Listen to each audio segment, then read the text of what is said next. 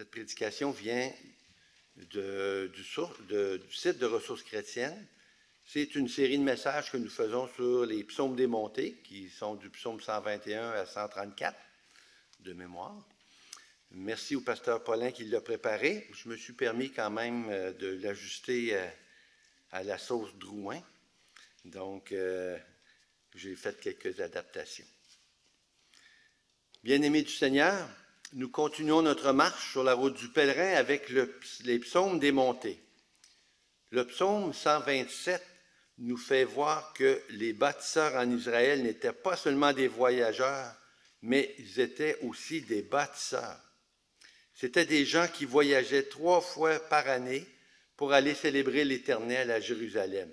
Mais pendant tout le reste de l'année, ils étaient occupés à bâtir des maisons, à protéger des villes et à prendre soin de leur famille. Toutes ces activités, ils devaient les entreprendre en comptant sur celui qu'ils allaient célébrer à Jérusalem. Comment nos familles, comment nos projets, comment nos travaux peuvent-ils prospérer? Seulement si nous comptons sur la bénédiction du Seigneur. Je vous invite à tourner vos Bibles au psaume 127 que nous allons lire.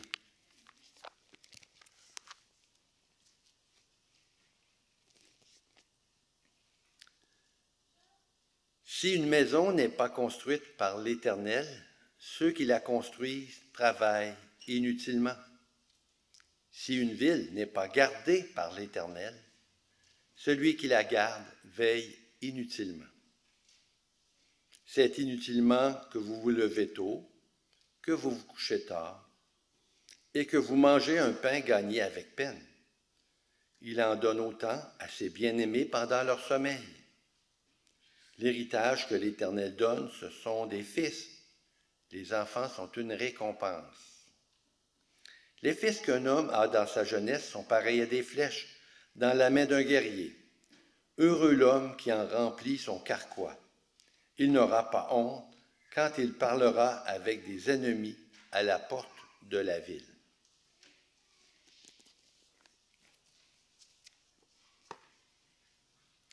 Ce psaume 127 est important pour Hélène et moi.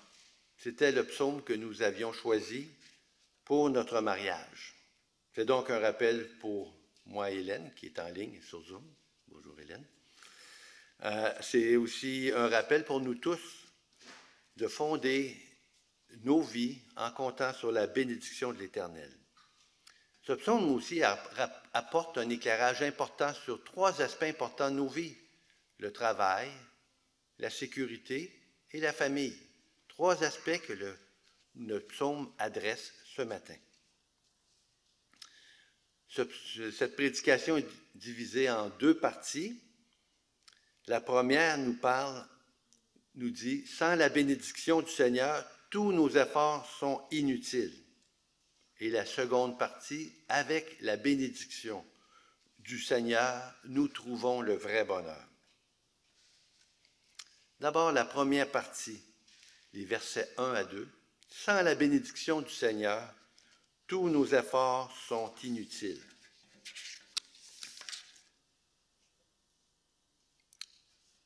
Ce psaume est divisé en 2 parties, mais il contient 3 sujets importants: le travail, la sécurité et la famille. D'abord, le travail.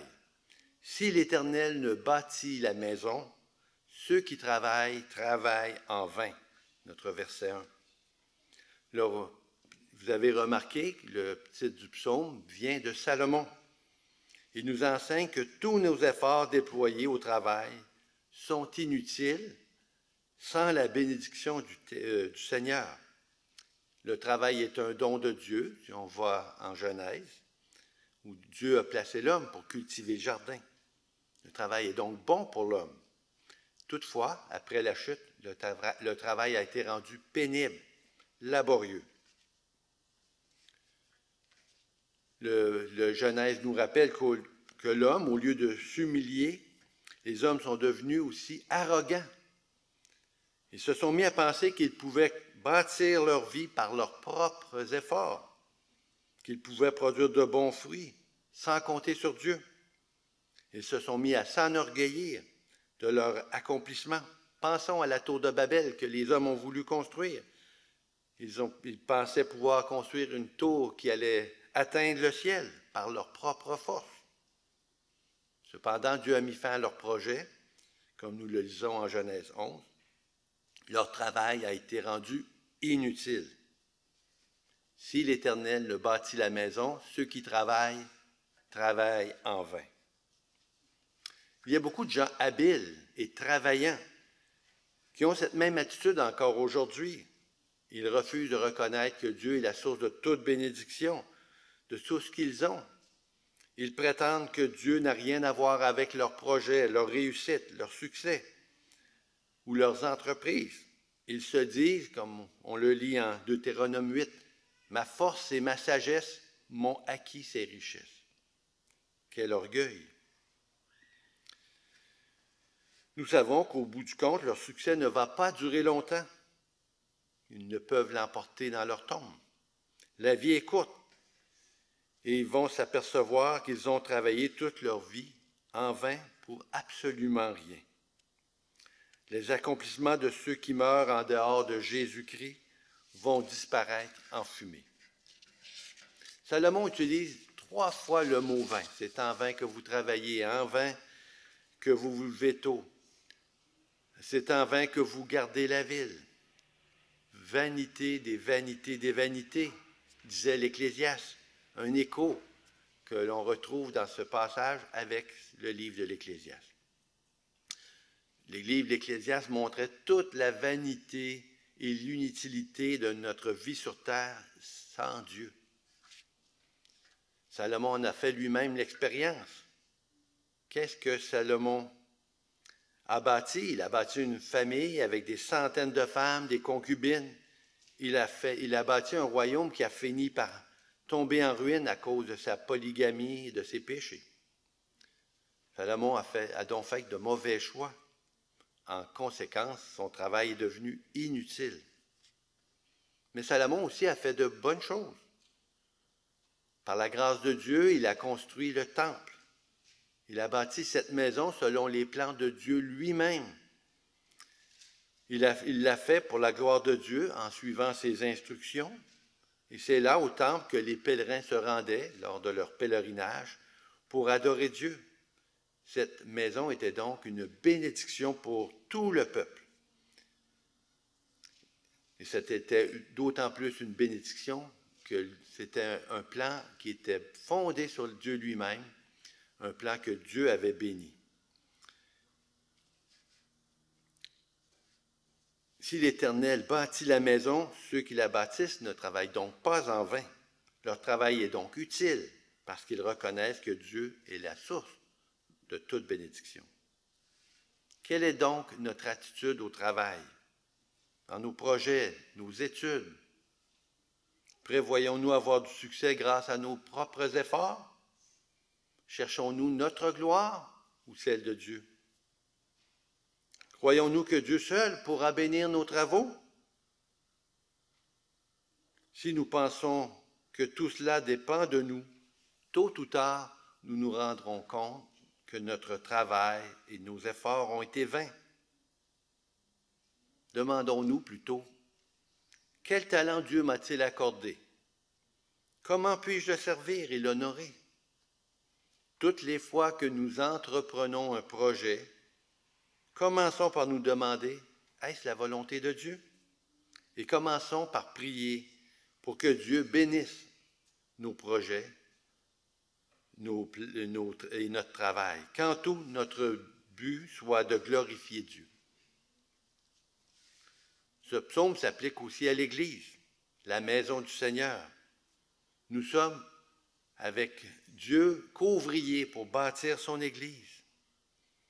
Comme Salomon, nous faisons des efforts pour bâtir la maison du Seigneur, le temple du Saint-Esprit. Si l'Éternel ne bâtit la maison, ceux qui travaillent en vain.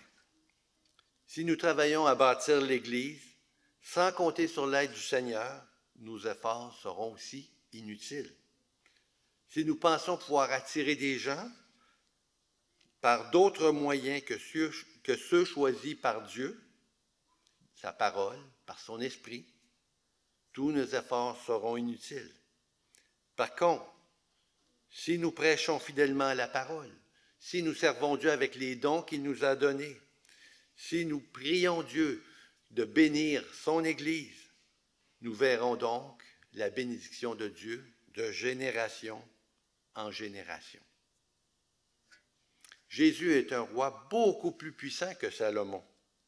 Dans toutes ses entreprises, il s'est confié en son Père pour chercher sa bénédiction. Il a obéi en toutes choses à sa parole, en travaillant sans relâche pour annoncer la bonne nouvelle. Il a constamment eu en vue la gloire de son Père.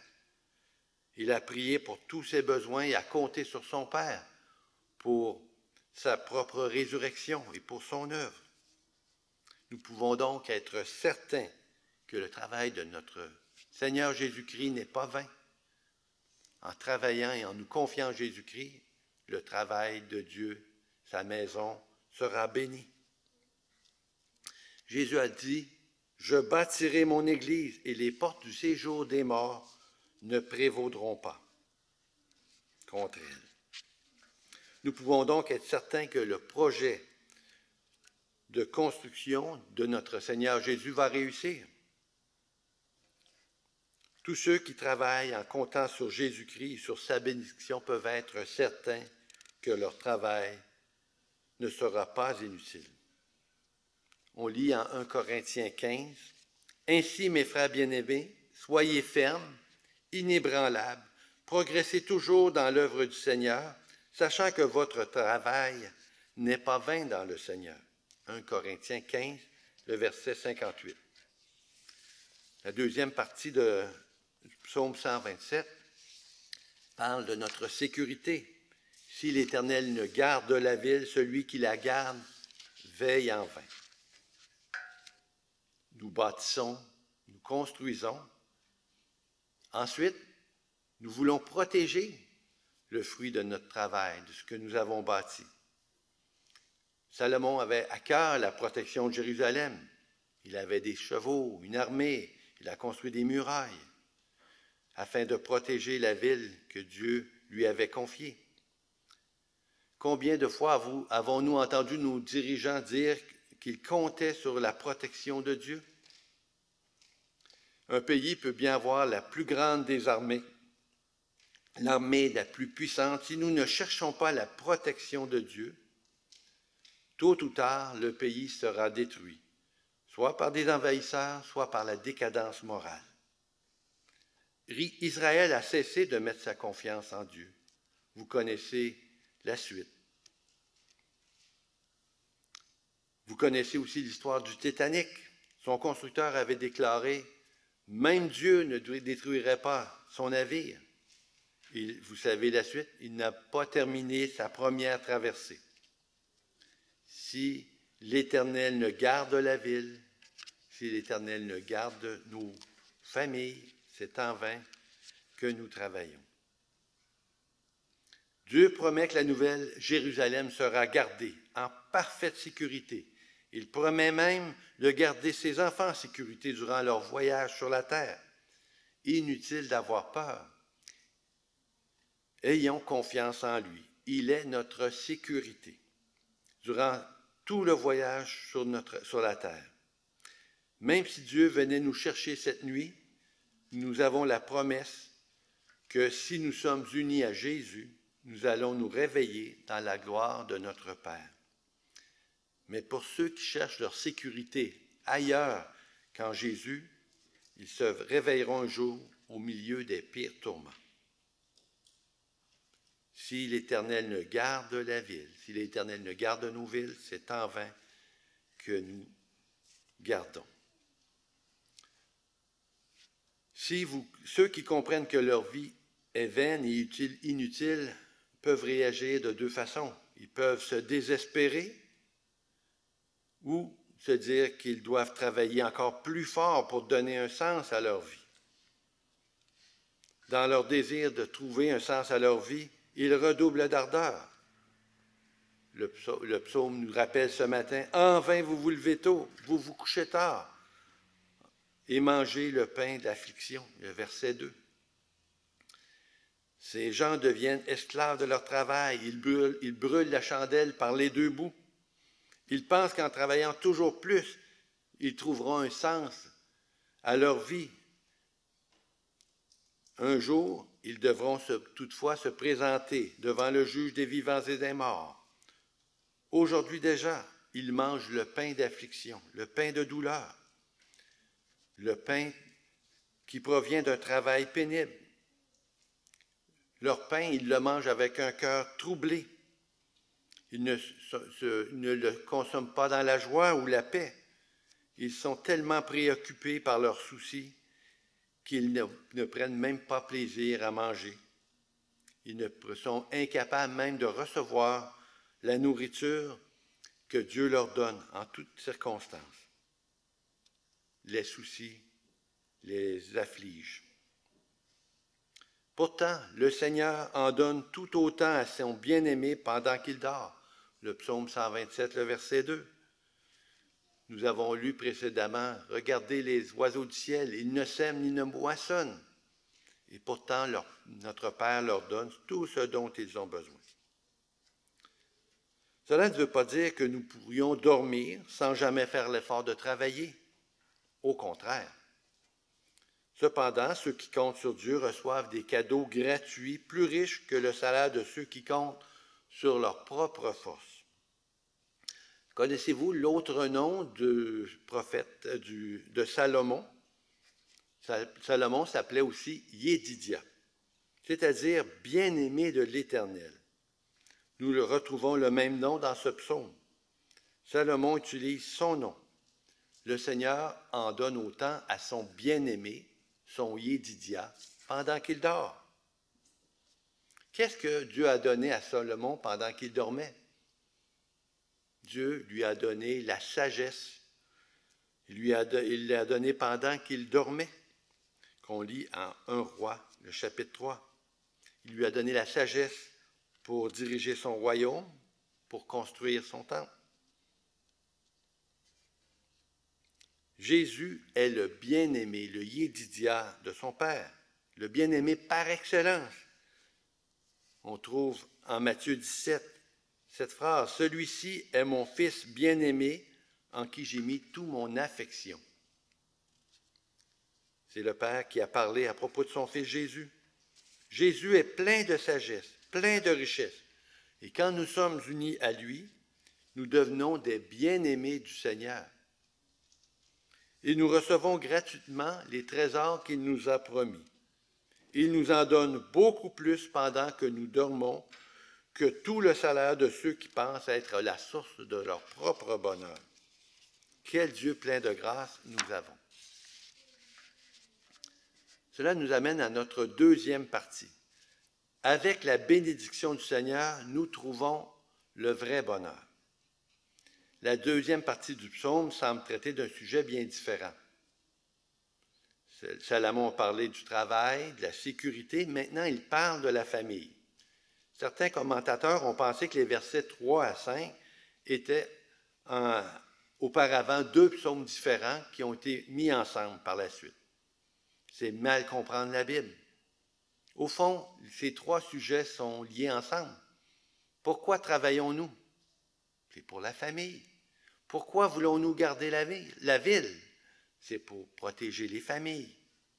Le travail, la sécurité et la famille vont de pair. Si l'Éternel bâtit la maison et si l'Éternel garde la ville, c'est pour nous donner le bonheur d'avoir une famille à la gloire de Dieu. C'est aussi un don de l'Éternel. Travail, protection, famille. Le Seigneur est la source de toute bénédiction. Nous lisons dans notre verset 3, « Voici que des fils sont un héritage de l'Éternel, les fruits des entrailles est une récompense. » Les enfants sont une récompense, non pas dans le sens que nous méritons des enfants, mais dans le sens qu'ils sont précieux. Une telle réalité ne correspond pas à ce que nous entendons aujourd'hui. Aujourd'hui, bien des gens pensent que les enfants sont un fardeau, une charge financière, une responsabilité pénible, que de mettre au monde des enfants dans ce monde hostile n'est pas une bonne chose. Qu'il faille cesser d'avoir des enfants car la terre ne pourra pas tous les nourrir. Quelle tristesse de penser ainsi. La Bible nous dit, au contraire, que les enfants sont un héritage de l'Éternel, un cadeau précieux du Seigneur. La Bible nous dit que c'est Dieu qui rend stérile et qui rend fertile. Les enfants sont donc un cadeau de Dieu. Les jeunes qui ont le désir de se marier ou les jeunes couples déjà mariés devraient prendre au sérieux cette parole. Il y en a quelques-uns ici que je vois du regard. Les enfants sont une grande richesse pour la famille, pour l'Église et pour la société. Au lieu de décider tout seul à quel moment vous aurez des enfants, combien d'enfants vous aurez, commencez plutôt par vous mettre à genoux ensemble en couple, en priant Dieu, quelle est ta volonté pour notre couple? Seigneur, nous sommes à ton service. Nous comptons entièrement sur toi pour notre famille. Toi seul es la source de notre bénédiction. Comme les flèches d'un héros, ainsi sont les fils dans la jeunesse, le verset 4. Salomon utilise une image ici militaire. Les enfants sont comme des flèches dans la main d'un guerrier. Ils sont une protection devant l'ennemi. Le guerrier doit bien préparer son équipement face à l'ennemi. Les parents ont donc cette responsabilité d'éduquer leurs enfants dans la foi pour confondre l'ennemi. Tant que la flèche n'a pas quitté la main du guerrier, tant que les enfants n'ont pas quitté la maison, nous avons cette responsabilité d'enseigner nos enfants, de les préparer face à l'ennemi. La parole de Dieu que nous devons enseigner à nos enfants est plus tranchante qu'une épée à 2 tranchants, afin de préparer nos enfants à répondre avec amour à l'appel du Seigneur. Encourageons donc les jeunes familles, les parents, à éduquer leurs enfants dans la foi, à leur enseigner la bonne parole, les belles promesses que Dieu a pour eux. Rappelons-nous cependant que nous ne pouvons donner la foi à nos enfants. Cela est un cadeau de Dieu. Le Seigneur nous garde humbles. Encore là, nous comptons et nous dépendons entièrement de la bénédiction de Dieu. Comptons sur lui, sur sa promesse. Il est la source de toute bénédiction. Le verset 5 nous dit « Heureux l'homme qui en remplit son carquois ». Le carquois, c'était là où on mettait les flèches quand on partait à la guerre. Combien y avait-il de flèches dans un carquois? Une seule. Et si les guerriers voulaient partir avec plusieurs flèches, on dit qu'un carquois à cette époque pouvait en compter jusqu'à 30. Évidemment, c'est une image. Aucun mariage on peut penser d'avoir 30 flèches, 30 enfants. Il faut plutôt comprendre l'idée générale, c'est-à-dire que les enfants sont une bénédiction de l'Éternel et que d'avoir plusieurs enfants est une bonne chose.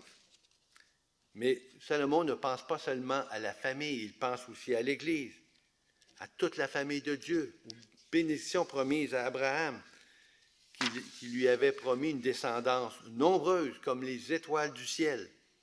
C'est donc un bonheur et une bénédiction pour l'Église d'avoir beaucoup d'enfants. Merci aux enfants qui êtes là pour écouter la parole. Cela fait la joie du peuple de Dieu. Et Dieu veut édifier son peuple par les enfants. Les enfants sont une bénédiction quand ils sont des flèches qui atteignent la cible et non pas quand ils transpercent le cœur des parents.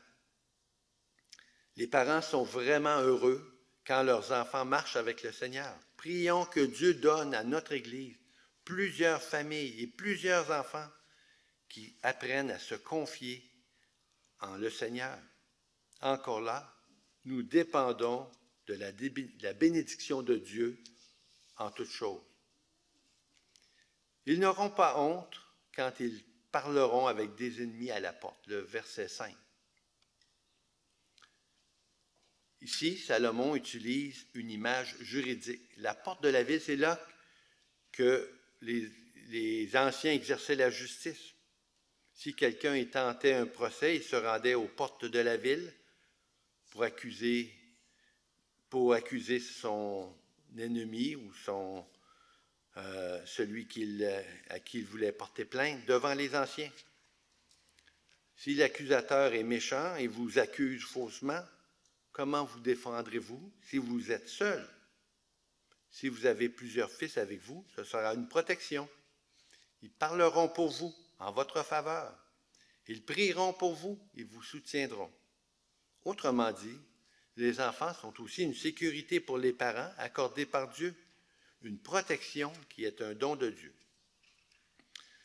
Salomon a eu des centaines de femmes, mais curieusement, la Bible ne parle que d'un seul enfant de Salomon, Roboam, qui a continué la lignée royale promise à David. Salomon n'avait qu'une seule flèche dans son carquois, mais Dieu a été fidèle à ses promesses. Cette flèche a parcouru les siècles jusqu'à Jésus-Christ. La flèche a fini par atteindre la cible. Élisabeth, remplie de l'Esprit, a même dit à Marie, « Le fruit de tes entrailles est béni. » Son fils est un héritage de l'Éternel, le don de Dieu le plus précieux. Heureux ceux qui se confient en Jésus. Nos enfants peuvent être une joie et un bonheur pour nous seulement parce que Jésus, le Fils promis, est venu pour nous sauver et nous protéger. Jésus, c'est lui qui a reçu la flèche qui était destinée aux ennemis de Dieu. Il a été transpercé par le soldat à cause de nos fautes. C'est lui qui est mort à notre place pour nos péchés, pour apaiser la colère de Dieu. Jésus est aussi devenu ainsi notre flèche. C'est lui qui parle aux portes de la ville en notre faveur, qui prend notre défense contre Satan, notre accusateur. C'est lui qui plaide pour nous, qui nous défend devant le tribunal de Dieu.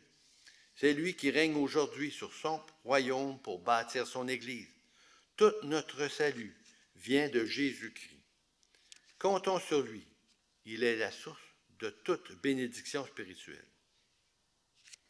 Pendant notre pèlerinage sur terre, nous sommes occupés à travailler, à protéger nos villes, à prendre soin de nos familles.